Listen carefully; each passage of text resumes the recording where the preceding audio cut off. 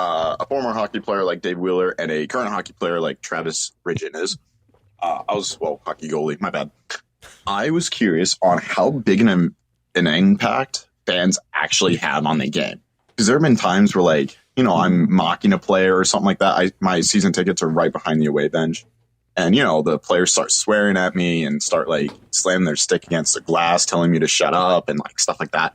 I was curious if that's a common thing, if fans actually do make an impact on the game. Yeah, absolutely. I don't think it necessarily works always in the negative, and I'll give you a perfect example. A buddy of mine who played the majority of his career in the American League with the Toronto Marlies loved coming to Manitoba. Loved it. They would get fired up to come to Manitoba because we had a full barn. We had 8,800 people there in comparison to playing the Marlies where it was friends and family only.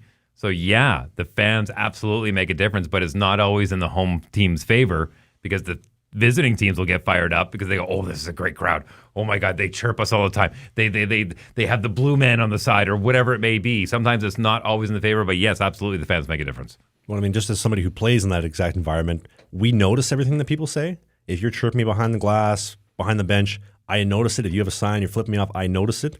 But I try to avoid eye contact. I try to pretend like I'm not noticing. Right. And discourage you.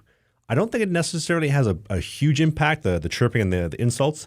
More so when things aren't going well, a couple goals are going in, there's an opportunity to put a dent in the armor into somebody who's potentially mentally fragile.